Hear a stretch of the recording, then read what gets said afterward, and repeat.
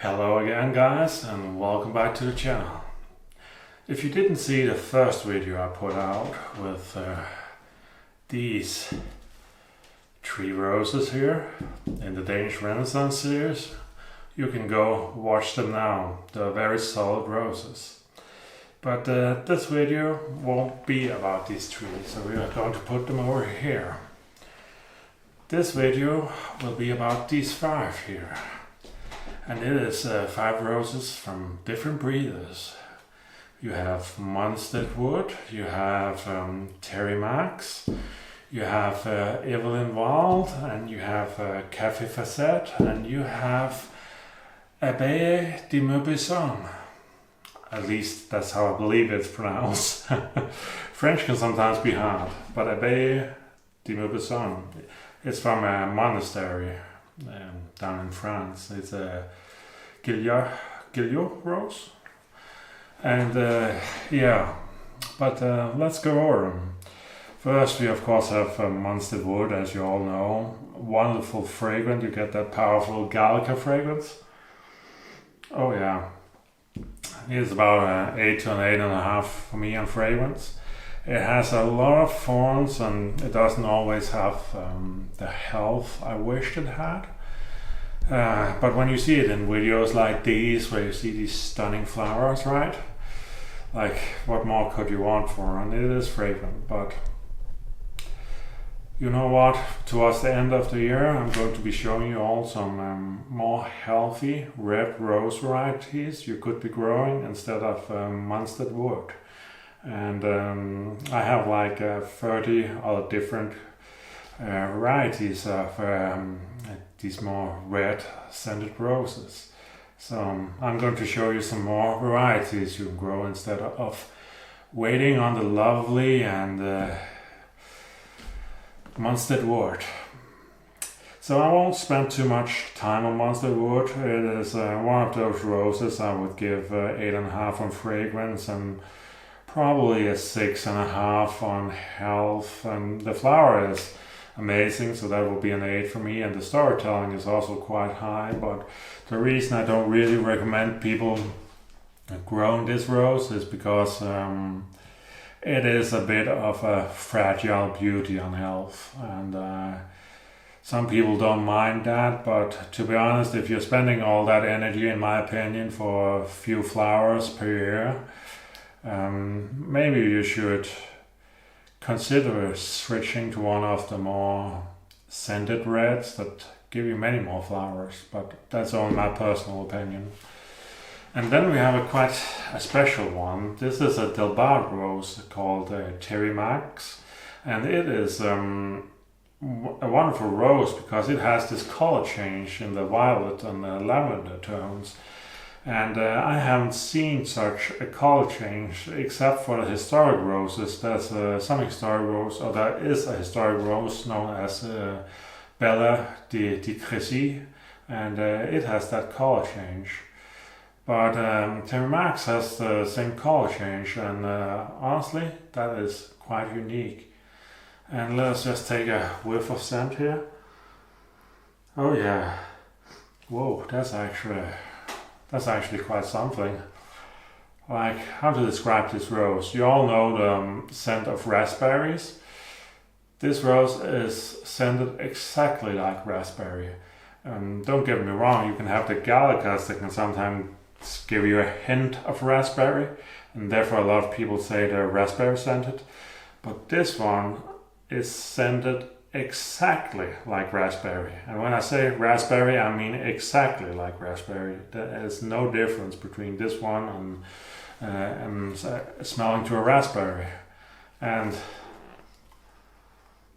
the strength of it is about a 7 to a 7.5. But what really impresses me about Thierry Marx is this wonderful color change you got going on together with the raspberry scent. Like, that is probably the most beautiful raspberry scent I have ever scented in my life on a rose, because it is a pure raspberry scent. Often they have something else thrown in there that kind of like disturb the raspberry scent, like is the case with many Gallicas, but this one is scented exactly like raspberry. It kind of reminds me of the other Delbart rose known as Chateau de Chavanier, this yellow one, where I often say it's scented exactly like Lily of the Valley, and that is what I love about Delbart roses. Is Delbart roses often have a bit of storytelling and a bit of surprise, and this one, not only does it have a very special color, it is also completely scented like raspberry, and that's really what I love about Delbart roses. Like, I'm not going to lie, in recent years Delbart roses have really grown on me, much more than most breeders have. And honestly, I even think these days I'll take Delbart roses over Austin roses on the storytelling, because I feel like Delbart roses still creates so many unique roses. He doesn't put out a lot of roses, but the roses he puts out are really unique, where Austin sometimes these days, like the old Austin roses created just as unique roses with as beautiful storytelling, but I feel like sometimes these days it has come a bit too commercial, where they just put out a huge number of varieties each year, and that are very similar. But wonderful rose, Thierry Marx from Delbart. And here we have our first, for me, it is my first review of a Serbian rose, and this is the Finogeno rose, also known as Eveline Wild. Now, Eveline Wild is a wonderful rose. It has this really apricot, beautiful color tone to it that you know from things like, I would say it's more of a lighter apricot than Lady Emma Hamilton. It doesn't have the same deep color to it, but it's a very light apricot. But what really makes this special is the scent. It has a very fruity scent to it. It is not the strongest, but it is there. I think it's about a 6.5 for me. A very fruity scent, and some also claim you can eat these. I've never actually tried that. Should we try it? It sounded kind of like a walnut to me, but yeah, I wouldn't recommend eating it. But Finogeno in general make these roses that they say can be eaten for commercial use in the chef industry and a lot of other places. So they make whole lines of roses that are meant to be eaten. But yeah, this is more walnut for me. And then we have a rose a lot of you have been waiting for, or at least been asking me for, and that is the Kaffe Fassett rose. To be honest, even though this is an extremely floriferous and extremely healthy rose, it has kind of let me down for two reasons. The first is me more nitpicking, but that is the color of it. I believe a lot of pictures show this as more of the color of this one over here, this more, I would say light lavender or something like that, but it is far more magenta or burgundy than those pictures make it appear as, and so that is already one way where I think the description is off. And another problem I have is the scent of it. Let's just have scent. Yeah, it is not giving me the powerful citrus fragrance at all. As I scent it right now, it is about a 5 for me. It has some tea fragrance at the back end and then a little bit of citrus at the front end. I'm really hoping this rose gets more fragrant, but as you can see, this rose is nearly completely fully open here, and I'm not getting any strong citrus scent at all. And to be honest, I have been scenting it on and off for a week now, hoping it would develop the strong scent. And even though it has surprised me in health and how floriferous it is, it hasn't surprised me on what matters most and what it was marketed for, which was the powerful, strong scent. And so it's kind of the opposite world. I was worried about the health of it, but what I really should have been worried about was the scent of it, because I don't get that strong, powerful fragrance from it that was written in the catalogs.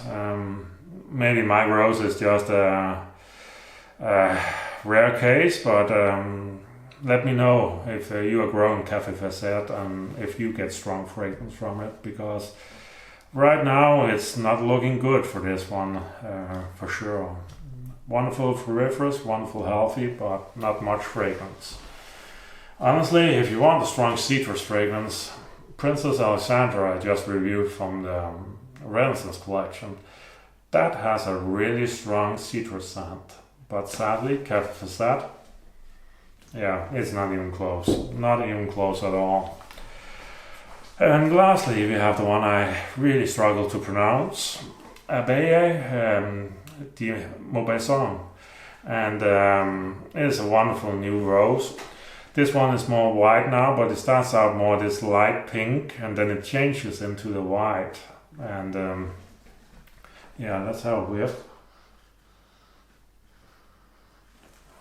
Yeah, I'm getting about a 5 to 6 on scent, and on this it's not as strongly scented as I thought, because this is another rose that was very strongly promoted on scent. So I'm really hoping these two will do better, because right now they're both about a 5 and a 6 on scent for me. Honestly, I'll say that Delbart Witchy Rose, which has about the same shape and size of this, actually impressed me more, because that was closer to a 7. But yeah, we'll see. These two are still young roses, but I'm really starting to expect more of Kaffe Fassett, and it's not really delivering it at the moment. So, out of these, which rose would I say you should get? Honestly, it is a very easy choice for me. I will get the Thierry Marx rose. That powerful raspberry scent, that unique color and color change. Honestly, it is an amazing rose in every way, and I'm going to be planting 3 of this. It is simply amazing, and that, oh yeah, that raspberry scent is simply out of this world. Such a powerful raspberry scent. I have never had a raspberry scent that powerful on a rose before.